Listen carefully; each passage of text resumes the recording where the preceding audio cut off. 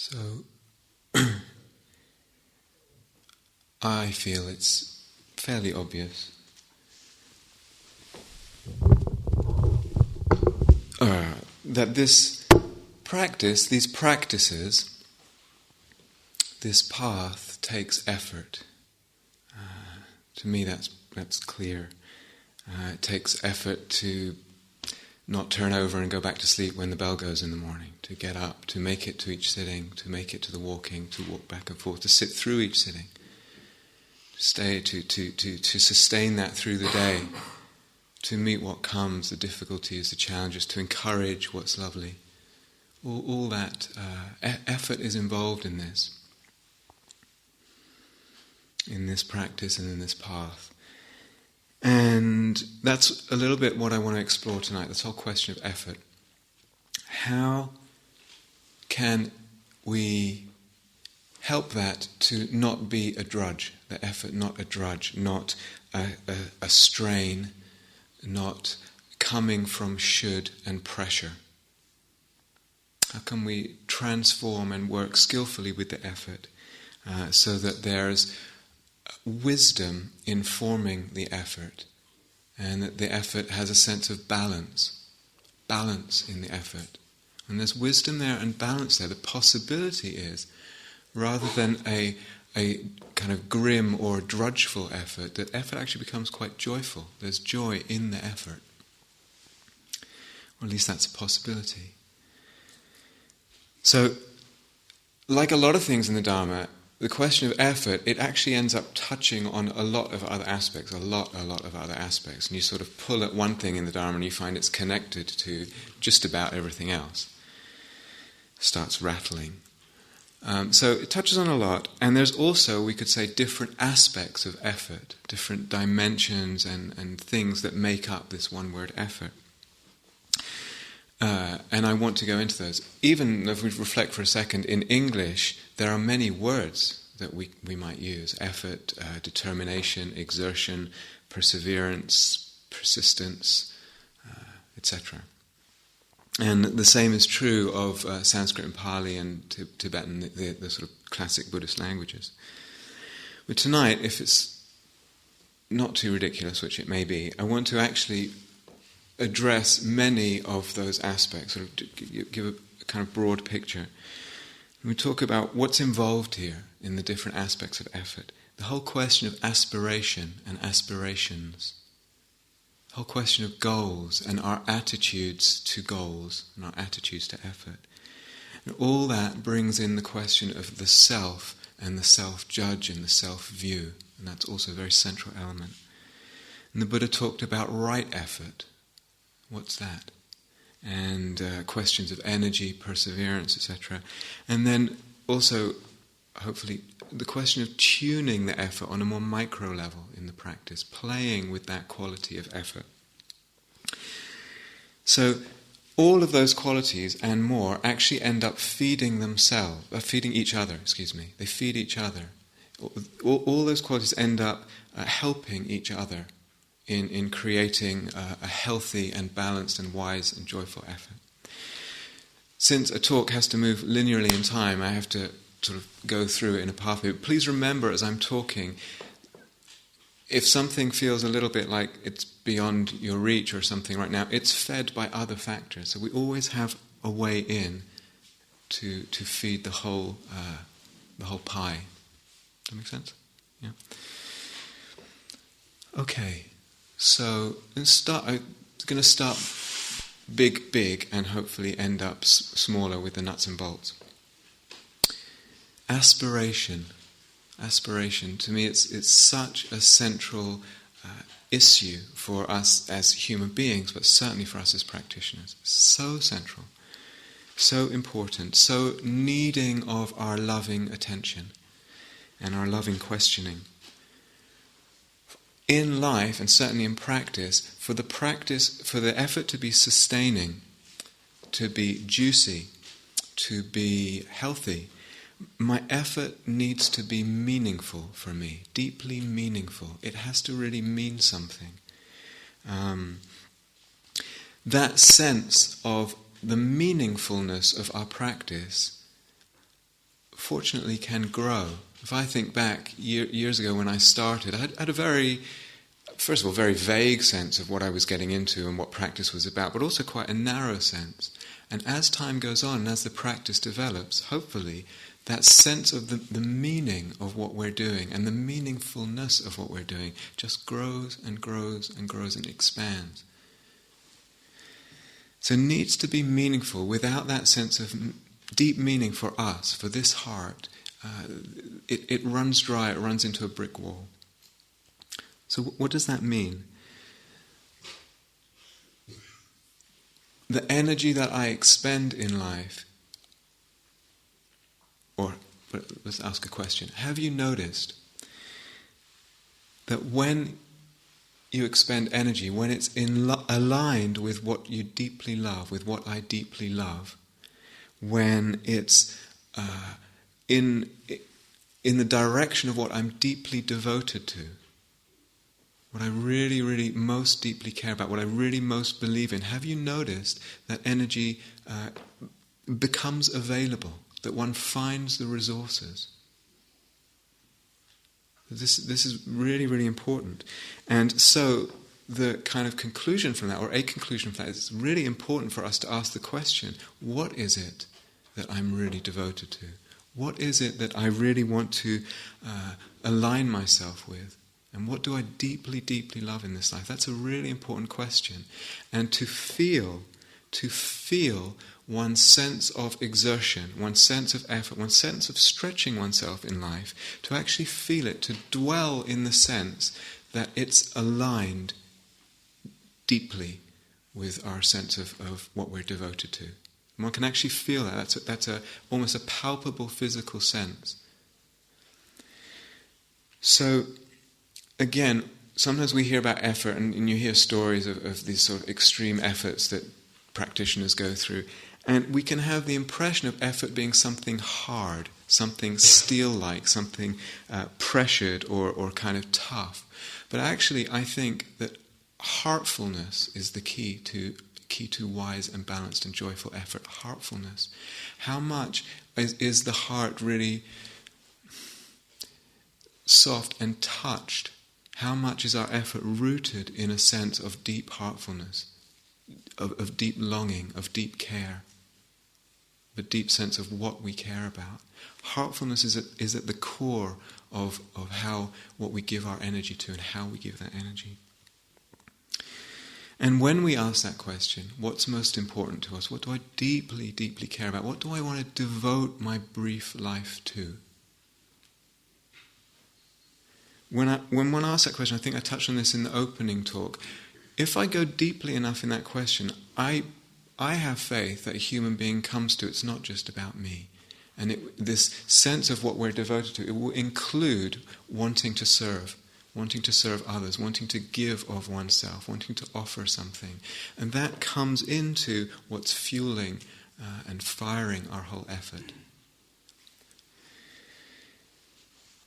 So in the Tibetan tradition, the word most commonly used is tsongrus. I have no idea if I'm pronouncing it right, but look this up. And it apparently is quite difficult to translate because it incorporates, people try translating it like joyous perseverance or enthusiastic application, something like that.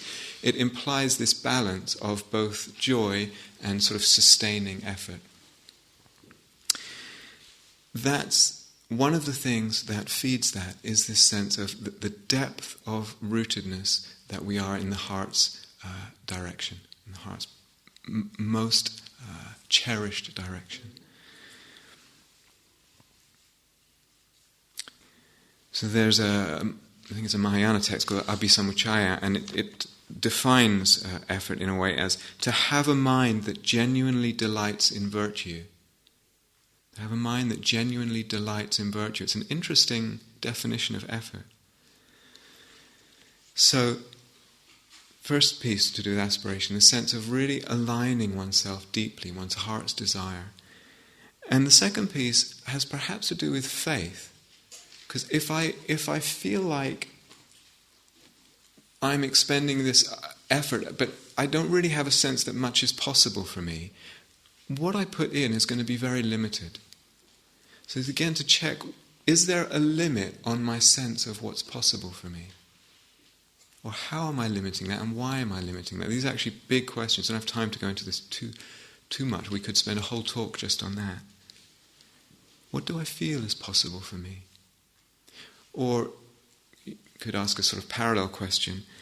Do I at least then see, is it clear to me, crystal clear, that it's important how I act and think? It's important that I act and think skillfully because I can see the connections.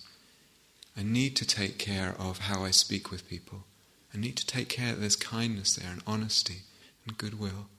And because I see that if I don't, it has consequences, and not just in what they think of me.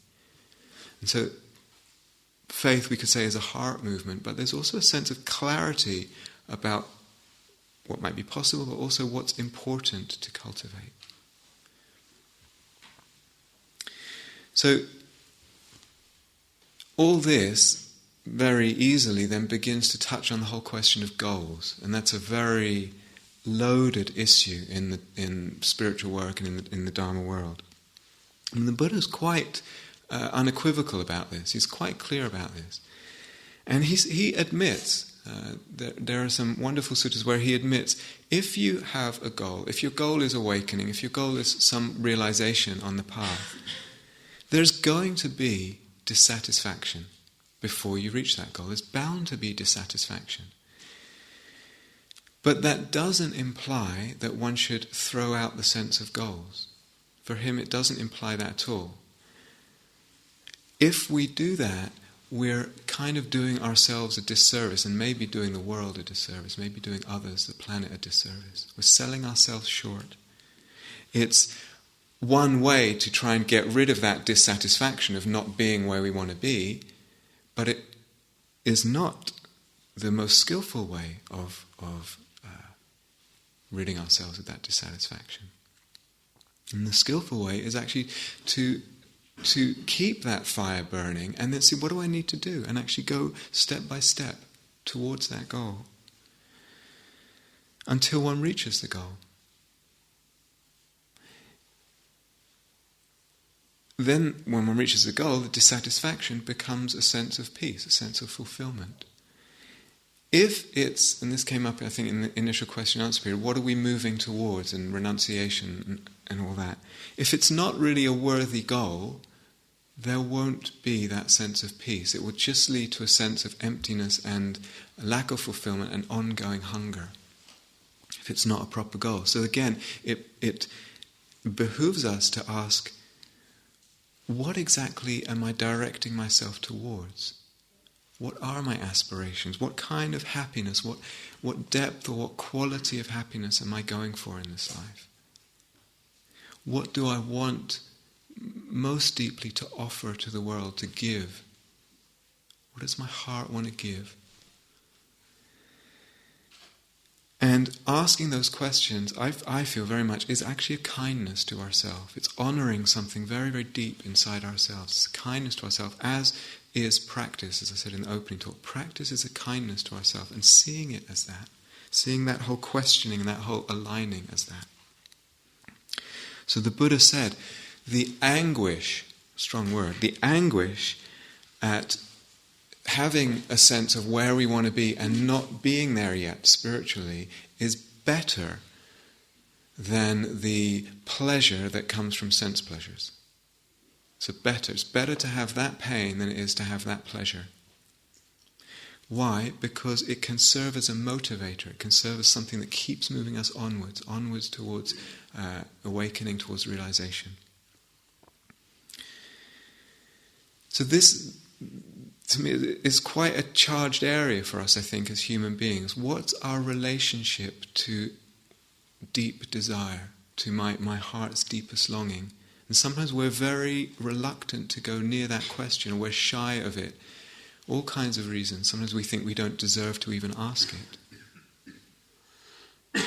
What's my relationship? Or we fear going near it because we fear, if I touch that, I can only be disappointed, or I will be completely out of balance or something. What's my relationship with my deep desire? So one of my teachers stresses this quite a lot and said, make sure that determination stays nurtured, for that's what will see you through. So really making sure in these different ways that the sense of determination stays buoyant. In the text, in the Buddhist texts, come from 2,500 years all the way to more recently, almost without exception, when they talk about effort, it's pretty strong. It's pretty strong language is used. It's a pretty strong message that's put out there. Now this is tricky for us nowadays, and I'll go into this, but generally that's what one finds if one opens the text. One finds pretty strong and direct language around the use of effort. So Gampopa was one of the great Tibetan teachers from the 11th and 12th centuries. And there's just an example. He said, time wasting, being the opposite effort, he said is threefold. One is from idleness. One is from underestimating one's capacity. And the third is involvement with lowly pursuits. That last one he doesn't fill out too much. He just says things like amassing wealth and competing with others, and that sort of, you can obviously fill out some other stuff. On the first one, idleness, interesting, strong language again. Here's the Buddha. He's talking to a group of monks. Monks, understanding will dim. Your mental faculties will dim. Life will be cut off. The creative power of life will be cast away. Even the teacher's doctrine, even the Dharma, even the teachings will be destroyed for certain. Why is it that you do not practice with diligence and unflinching discipline? That's a very sort of characteristic, and we have that skeleton in there. That's partly one of the reasons it's in there.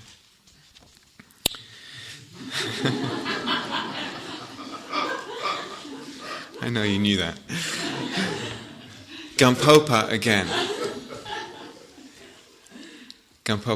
One should cast off wasting time through idleness as one would throw off a snake that had slithered into one's lap. But the one I'm most interested in of those three is the second one, right now for this talk. Underestimating one's capacity. Underestimating one's capacity. And how endemic that is in our culture, I feel, in relationship to this kind of work and the Dharma.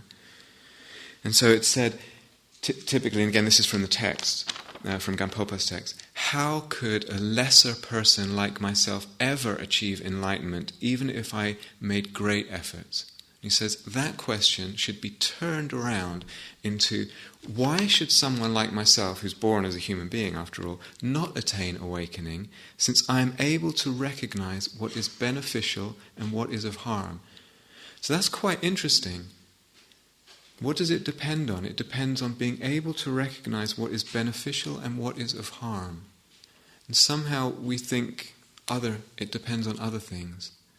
That's what it comes down to, apparently.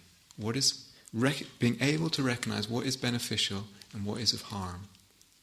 Now if I follow that thread, if I follow that way of looking at things, if I follow that questioning, it'll take me. So earlier I said everything feeds everything else. So part of this question, how could I possibly do it, also has to do with what I hopefully will get onto later, about the sort of, I don't know what to call it, the ergonomics of practice. In other words, am I putting forth effort on a moment-to-moment level in a way that feels sustainable and is skillful? Am I doing it in a way that's actually nourishing the whole practice, or am I tying myself up in knots? I'll come back to that. But that level affects how we feel on a bigger level, of course. And it goes both ways. But what happens, unfortunately, for not everyone, but so many people nowadays, and particularly in the West, is that the whole question of effort and the whole question of goals and the whole question of aspiration very easily becomes burdened with self-view. Self-view and self-measurement and self-criticism and self-judgment. And that way of seeing and way of measuring gets so wrapped up in the whole question the person can't even see up from down or forward from backwards. Can't even see themselves properly. And so this whole structure of the inner critic, and ideally one would talk for 3 hours and spend 2 hours of it on the inner critic, because it's really important. I actually just gave a retreat last week and we talked about the inner critic quite a lot. So I'm not going to talk too much about it tonight, but I know that there are, I know Christina has a very good talk on it, and I've got one as well. There are talks that you can order about that. I don't want to go into it too much tonight, but that structure gets its roots and its tentacles in everything, and everything gets seen through that. Everything becomes about me and how I measure up, or do I measure up? Am I good enough? Everything. Even watching one's breath, one's interactions with others, and it's like it's like a creeper on a tree that will pull the whole thing down.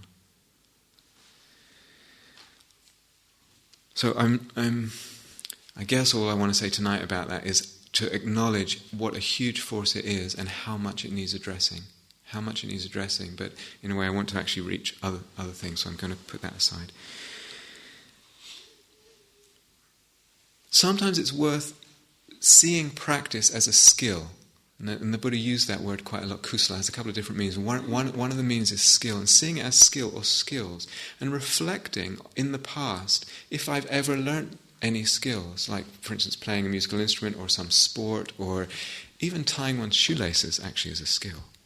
Now we've learned a lot of skills. Learned to type, learned to do this, learned to do that, learned to write, learned to whatever, pottery. Many skills. And reflect on how we learnt skills. It's actually quite important, remembering back what was it that enabled that. And if there's too much inner critic, can't happen. And what happens when we learn skills, we make mistakes. We make mistakes all the time. But the crucial thing that makes the difference is, am I using the mistake to beat myself up, to sabotage the whole process, and things grind to a halt?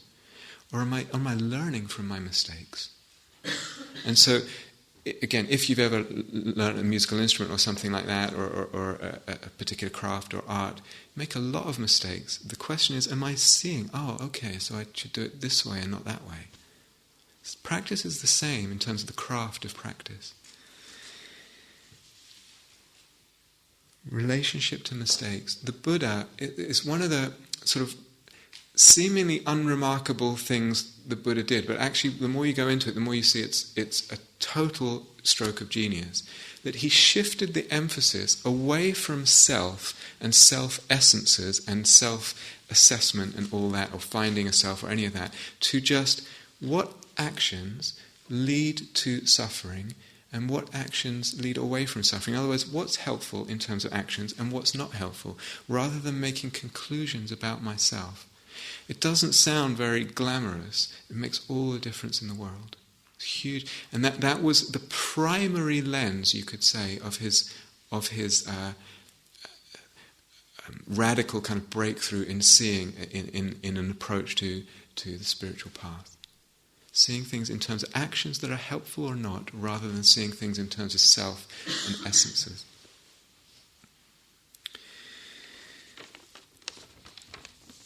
One of the words for effort in Pali is virya.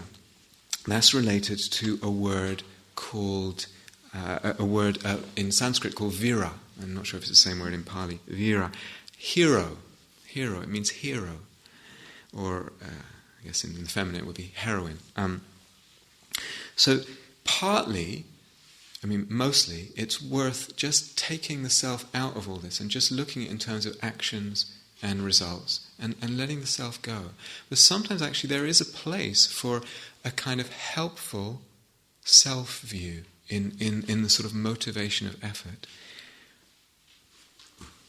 So what would it be to see oneself as a hero, a Dharma hero, a Dharma heroine, Dharma man, Dharma, whatever. What would that be? I actually think that's actually quite skillful, without going overboard. And as the Buddha says, one should make effort, but not exalt oneself and disparage others. So it's not about self and other. There's something actually very skillful here, recasting our own story, retelling our own narrative. and cast myself as a hero. I think it's very beautiful. And coming back to what I said earlier, can I be a hero for others? That's probably something that's going to be much more useful. I'm a hero for others. So again, I'm not just doing this for myself. Recently had the privilege, really, of hearing Joanna Macy talk just last week, a couple of times locally. And very interesting. One of the times she said, when she has meetings, and sort of at the beginning, small meeting, large meeting, she asks people to introduce themselves. She says, say your name, but also tell us who you're here on behalf of. What group of either people or beings or aspect of the biosphere or whatever you're here on representing for the benefit of. So immediately the sense of someone's being there is enlarged.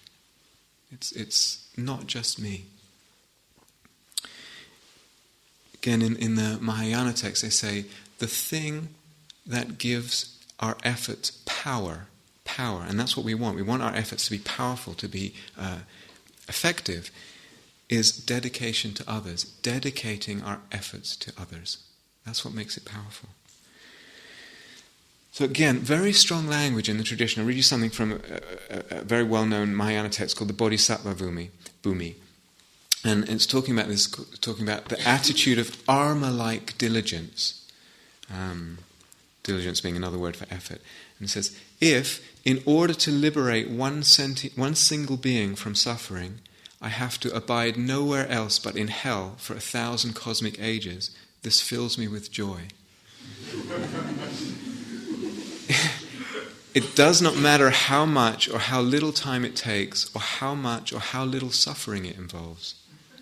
Such an attitude is the Bodhisattva's armor-like diligence. Strong language, but actually, this goes back to what I said before, the meaningfulness of practice for ourselves can actually expand to the point where we begin taking that kind of seriously.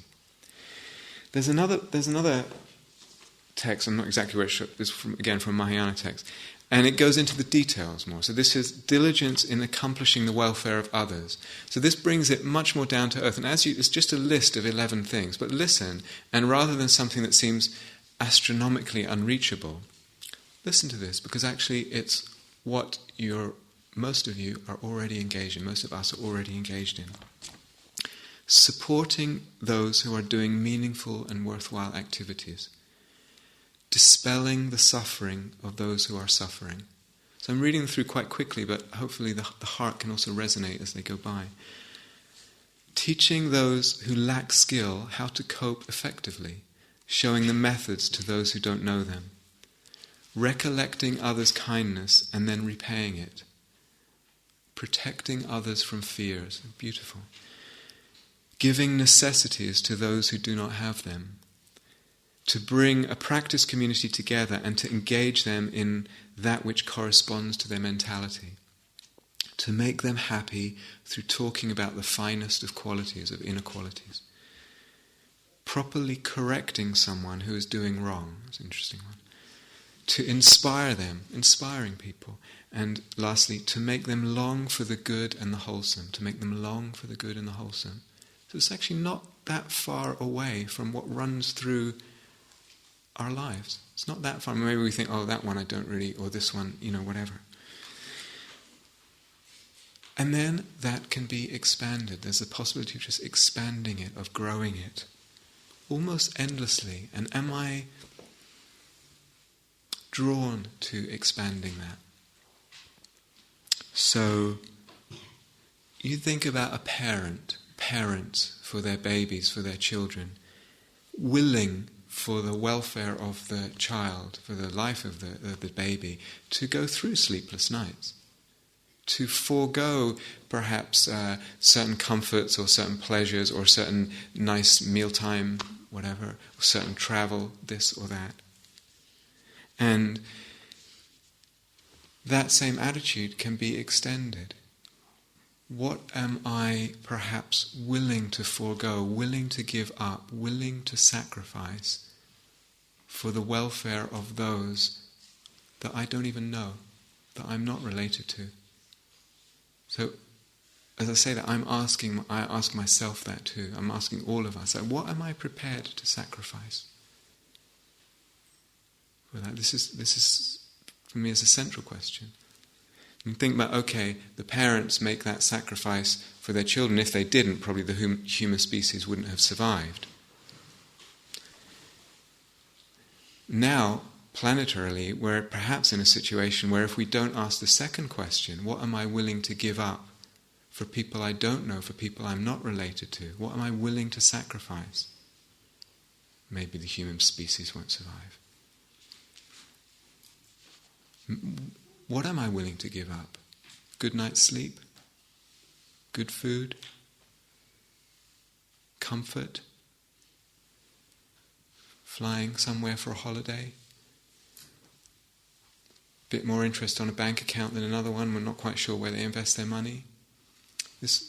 What am I willing to sacrifice? So, difficult questions. And sometimes we hear this and the sense of being asked to sacrifice something, and something inside says no, too much. And something inside might be saying yes.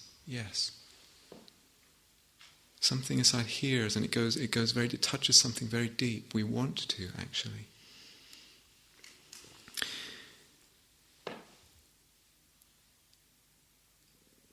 If I come into this retreat and it's just about me and my practice, me and my process, me and my therapy process, whatever it is, so easy that it becomes tight, so easy that it excludes a certain range, a certain depth and fullness of joy from that.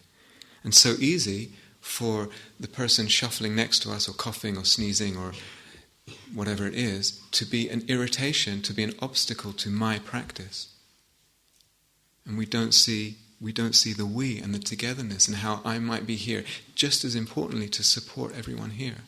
Just as importantly, so expanding of the view. So this question, how can I keep expanding it? Am I interested in keeping expanding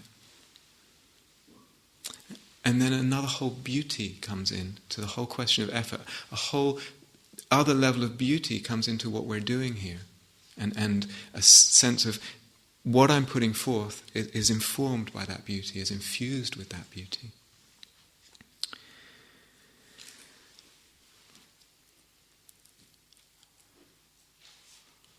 Once the Buddha was telling, not sure who he was talking to, I think he was talking to Sariputra, his sort of right-hand man, and he said, the secret of my awakening was that I did not rest content with any attainment of concentration or insight or mindfulness or anything until I'd reached a place of no more possible attainment. That was the secret. I didn't rest content. And they talk about, in the tradition, the diligence or the effort, the diligence of insatiability. Not being satiated, not having enough, and in a very healthy way. It says, I quote, striving after virtue in a way that knows no satisfaction until enlightenment is reached, and that is not satisfied with leading a relatively good life. So again, strong language, strong teaching. This aspiration, for some people it's right there from the start. It's right there from the start, it's very clear. I don't know the proportion, maybe for most, it comes gradually, very gradually, as I said, it just expands, or at a certain point we get a sense something shifts. But if I'm practicing well, then I don't stop satisfied with anything. It just the fruits of whatever I've got lead naturally to the next sense of, oh, that was nice, what's next? Or there's a bit more peace now, there's a bit more relief from suffering. Maybe what else is possible?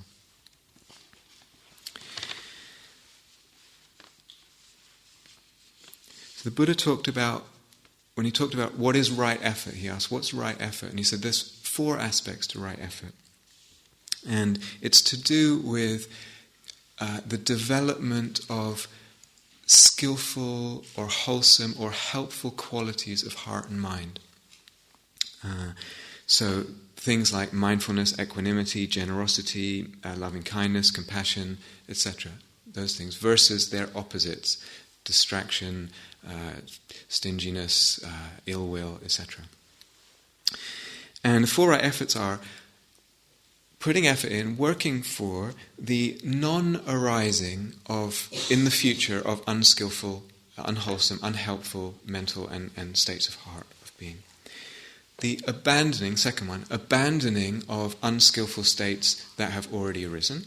Third one, the working for the arising in the future of skillful, wholesome, helpful and beautiful qualities. And the fourth one, when there is already beautiful qualities there, working for their maintenance, for their increase and for their culmination. So, this is from the Buddha about this. If, on self-examination, a practitioner knows, I usually remain covetous with thoughts of ill will, overcome by sloth and drowsiness, restless, uncertain, angry, with soiled thoughts, with my body agitated, lazy or uncollected, then he or she should put forth extra desire, note that word, desire, effort, diligence, endeavour, undivided attention and alertness for the abandoning of those very same unskillful qualities. Just as when a person whose turban or head was on fire would put forth extra desire, effort, diligence, endeavour, etc. But if on examination a practitioner knows, I usually remain uncovetous, without thoughts of ill will, free of sloth and drowsiness, not restless, gone beyond uncertainty, not angry, with unsoiled thoughts, with my body unagitated, with persistence aroused and collected, then his or her duty is to make an effort in establishing or in tuning those very same skillful qualities to a higher degree for liberation.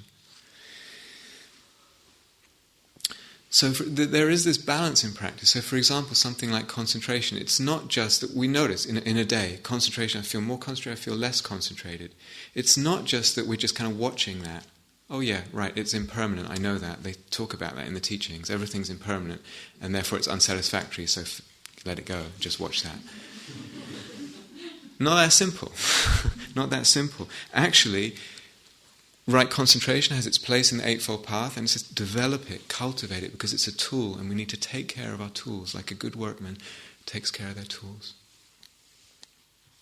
So these 4 right efforts, sometimes they're kind of 4 separate things, other times they're one kind of 4 aspects of the same movement. For instance, abandoning what is unskillful by focusing on the development of skillful. Sometimes just developing mindfulness will actually dispel a lot of unskillful qualities. Nothing more we have to do than that. Or sometimes in the abandoning of something unskillful like ill will, naturally what takes its place is mindfulness or loving kindness or wisdom, naturally. So the Buddha talks about working to starve hindrances and to nourish their opposites, what's called the factors of awakening, starving and nourishing. To starve a hindrance is to nourish the opposite factors, and to nourish the good factors is to starve the hindrance. So we can always approach things many different directions. Sometimes I just need to watch something. I've got some aversion going on, I've got some restlessness going on, I just need to watch it, and the very watching it allows it to decrease. But sometimes that's not the case, and you've probably noticed that already. It's just that the mindfulness isn't enough, and I have to bring something else in. I also have to be, how to put this, the antidotes that we bring, if we're bringing something different in, have to themselves be skillful in the way we're bringing them in. So, for example, if there's aversion there, it may well not be that aversion to the aversion gets rid of it. As the Buddha very famously said, beautiful, beautiful words, hatred never ceases through hatred. It's only through non-hatred or love is it brought to an end. This is an ancient and eternal law. There has to be skill in our responses, kind of an understanding of the causes and effects involved.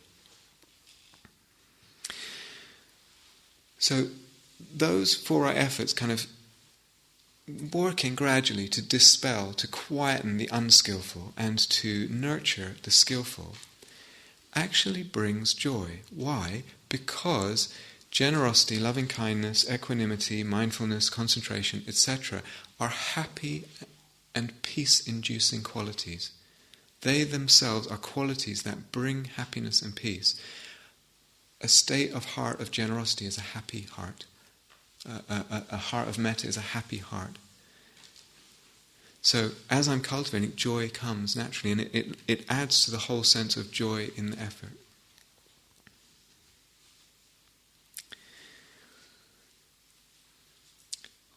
We've used a couple of words already on this trip. I think John used them the other day. Persistence or perseverance, two good English words. And that's another translation for virya. And this can be on the macro and the micro level. So again, one of my teachers, Ajahn Thanissaro, also known as Ajahn Jeff, this is on a macro level. There's over the days, over the weeks, over the years even. The path of practice is not a smooth line on a graph. It has its ups and downs. It has its drama. As you learn in any writing class, one of the basic principles of story construction is that a story has to have setbacks in order to be interesting, in order to be realistic. In the same way, the story of your practice of the Dharma is bound to have setbacks. The difference being that you're not reading it, you're living it. And many times you'd rather not experience the interesting setbacks. Then he goes, it's sort of very characteristic of him, he goes, but keep reminding yourself of why you're here. You're here for true happiness, genuine happiness, a happiness that won't let you down, a happiness that's going to be worth all the ups and downs that go into finding it. So certainly if I look back, if we just take the story of the Buddha and his search and the classical sort of mythological story, he would have said, I took some wrong turns. You know, the whole asceticism thing. It was just, that wasn't the way. It was clear. He tried it. He really gave himself to it. It was clear it wasn't the way. For myself, I feel, looking back over 24, 25 years of practice, definitely took some wrong turns. I felt like I learnt a lot, but they clearly were not leading to liberation. And definitely has its ups and downs and its setbacks and its all of that. And I'm sure Christina and John would say the same.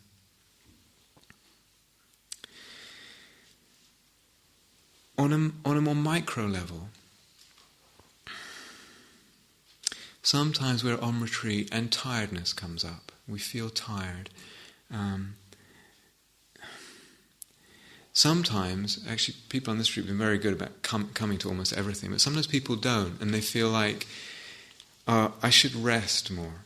And of course, if there's illness or if there's really real lack of sleep, then one needs to rest. But sometimes I need to rest more, so I'll miss the morning sitting and I'll miss the late night sitting, and I'll miss a few in between.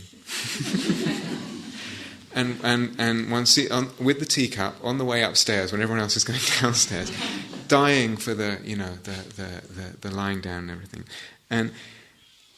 But what one doesn't realize sometimes in what we call resting, oftentimes, and the mindfulness is not being nurtured, and the mind is, so to speak, unguarded. And the unguarded mind, for most people, unless that mind is really quite trained, usually finds itself finding its passage into what? Unfortunately, unskillful mind states and unskillful thoughts. And those bring the energy down and bring the joy down. Can be. Tiredness is very interesting as a phenomenon. Usually when there's tiredness, there's aversion to tiredness. We don't like feeling tired, especially if we feel we need to be up. We don't like it. Often we don't notice the aversion.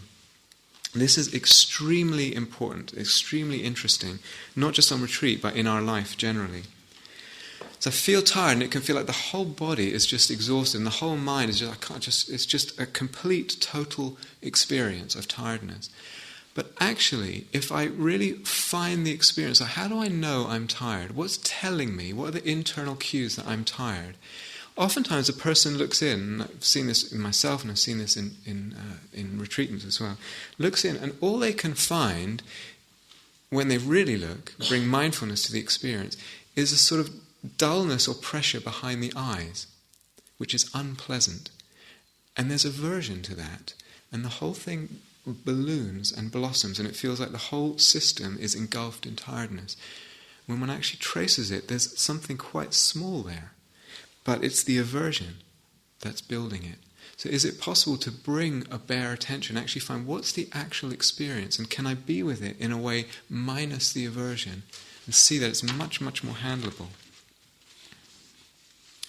I had a teacher once, a very, very wonderful teacher, and sometimes he would say, if you're tired, stay up. If you're tired, stay up. Which is obviously completely counterintuitive. But there's something in that, because it has more to do, again, with the heart than we might at first recognize. We think tiredness is just tiredness. Often it has a lot to do with the state of the heart. When the heart is closed, there can be tiredness much more easily. And oftentimes we don't see that. And sometimes staying up, and it's like almost encouraging the heart to open. We don't see that connection. When the heart is open, generally speaking, there's a buoyancy of energy. We can somehow extend ourselves. When the heart is closed, there's a tendency, this is a factor of aversion, tendency to want to turn off, to want to go to sleep, to turn the world off, and the whole energy sense comes down. All of this I'm talking about has much more to do with the heart than is at first visible, obvious. So some of these suggestions that we make, if they land in the inner critic, going back to that, we can forget it. It's not going anywhere with that. But recently I taught a retreat, and around this night, around the third night, we usually gently kind of make a suggestion at the end of the last sitting. Some of you know this, at the end of the last sitting. Well, you might want to check in, and John will be doing it tonight. And might want to check in, see how you feel, and maybe stay up, etc. And extend yourself a little bit, or get up early. And the person came, after I did that, and the person came the next day and said, I thought I was tired. I felt tired, but then I was just curious, and so I stayed up. And then I realized I actually wasn't tired. But I thought I was tired. And what happened in this case, I'm not guaranteeing anything, but in this case, they actually, their whole meditation opened up to a whole different experience, and kind of touched a realm and a sort of joy that they'd never experienced before. But I think the important thing is, Am I willing to play my edges here? Am I willing to extend myself and see what's healthy and what my limits are?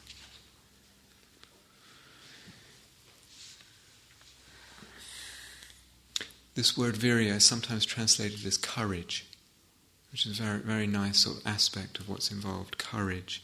And to see that this practice and this path takes courage. Takes courage to show up for things that we'd rather not be with, emotions and bodily difficulties. Takes courage to, if you're going to stay up or get up early, to forego sleep. And to actually acknowledge that, and acknowledge that courage is already happening. It's already happening, it's already there.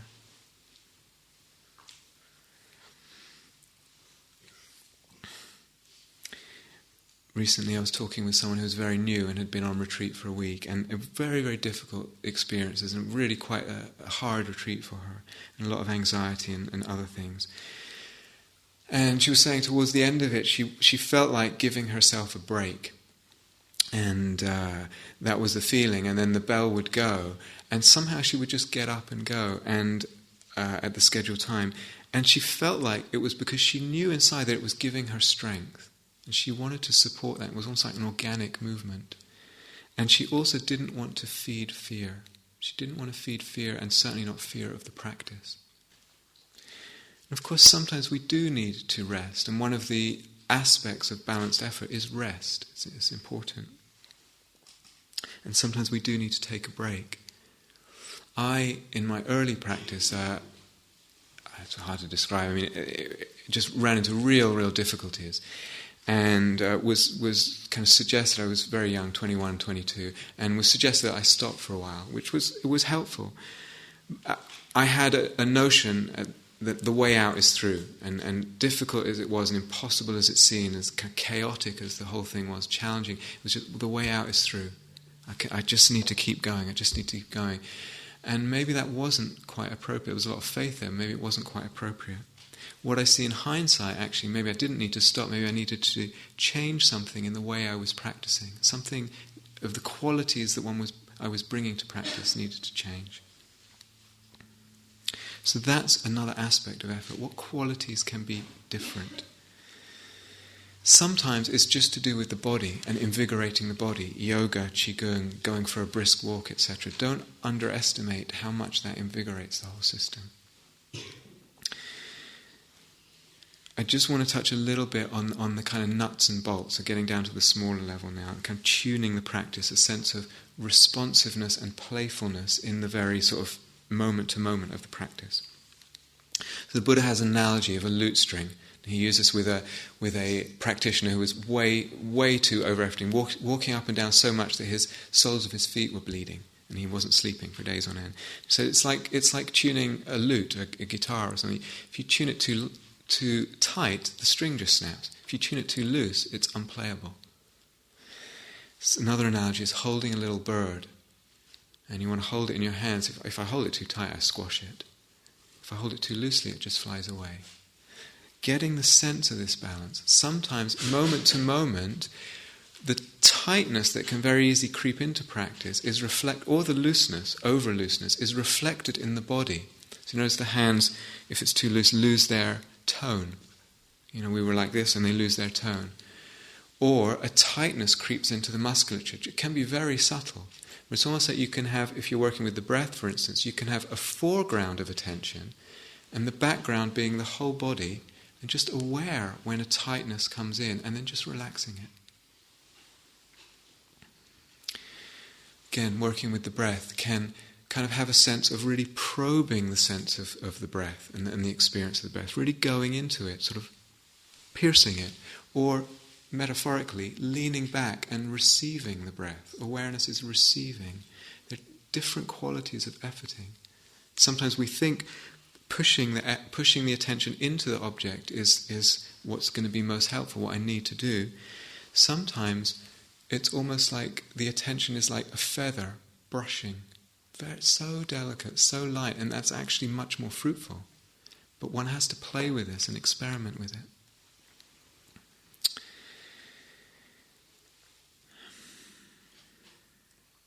I have a lot more little things, but I'm a little wary of time.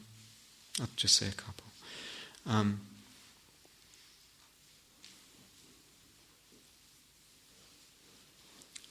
No, I'll save them tomorrow because I think it's my turn to do the metta tomorrow, so I'll introduce them in the metta because they're part of that. So, something to do with how we relate to when we're kind of told, focus on the breath or pay attention to your breath or something. It's very easy to make focusing the thing. And this often happens near the beginning of retreat. Like that's the be-all and end-all. And when I'm off the breath or off the object, I'm failing. I'm not doing it right.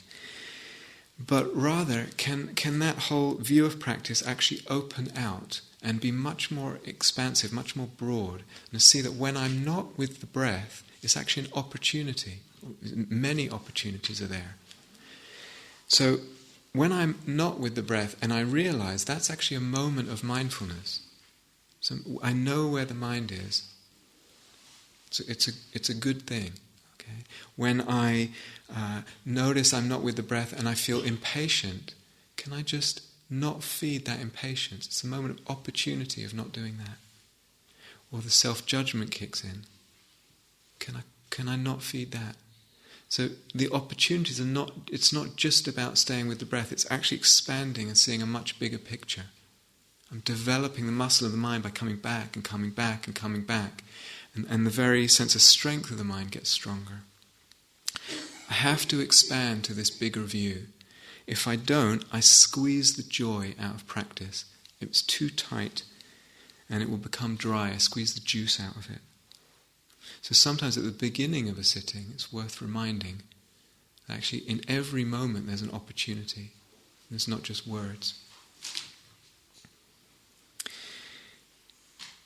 If all of this is there, everything that I've talked about so far in the talk, all these different pieces, and remember they feed each other, the nuts and bolts and the big picture and all of that. Slowly, gradually, effort does become joyful. The very sense of what we put forth into the practice, there's joy. And by joy I don't mean necessarily like a yelp of whoopee when the morning bell goes off. It can be quite quiet, the quality of joy. And then talk about, in the tradition, talking about through that joy, it moves to what's called the effort of irreversibility. The effort of irreversibility. This is, I find, very beautiful. And again, to definition, a fullness of mental delight in engaging in the practice, such that circumstances cannot divert one from engaging in virtuous activity.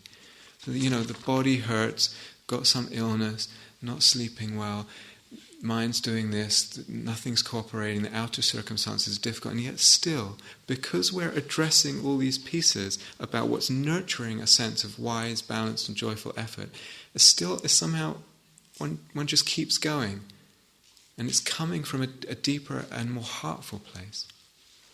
Nothing can shake one. Last tiny little piece.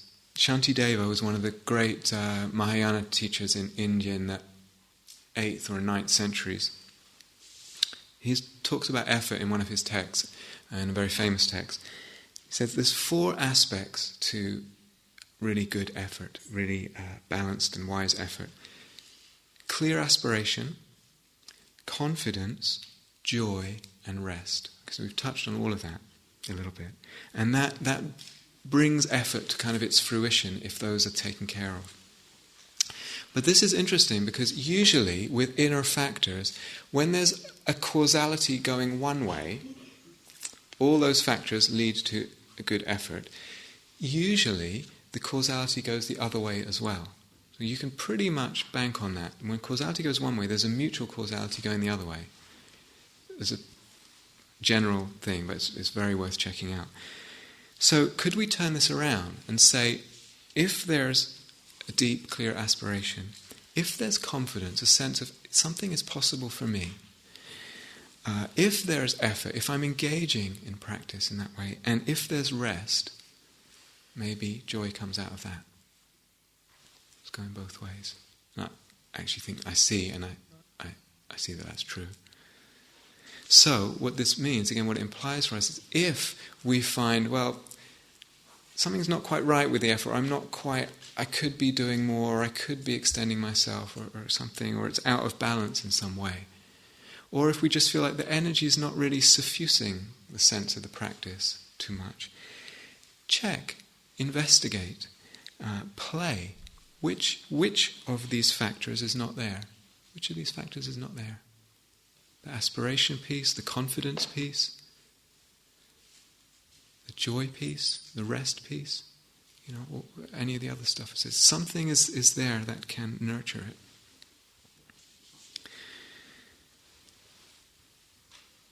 So none of this, and I hope this has landed okay. None of this has to do with pressure. It's not about pressure. It's not about certainly us putting you under pressure or you pressuring yourself. It's not about should either, and how often, again, with the inner critic, practice becomes a matter of should. I should, this should be better, I should be more, I should be doing more. It's not about that. It's not a matter of the inner critic. It's okay, it can be there, but just not running the show. Something here about the beauty of discovering our fullness, of manifesting our fullness, of putting forth our fullness. Something about stretching ourselves for what we love, what we deeply love. Something about giving ourselves completely. Giving myself completely in life, wholeheartedly, not holding back, not leaving anything back, just giving myself, emptying myself. That giving of myself completely brings joy. It brings a sense of fulfillment. If I give myself completely to what I really, really care about, it brings a sense of joy and fulfillment. Whether we're new to practice, whether we're old to practice, whether it feels like it's going well at any time or difficultly or badly, whatever that means, at any time. If I give myself fully, there's joy in the very giving. Thank you for listening. To learn how you can support the teachers and Dharma Seed, please visit dharmaseed.org.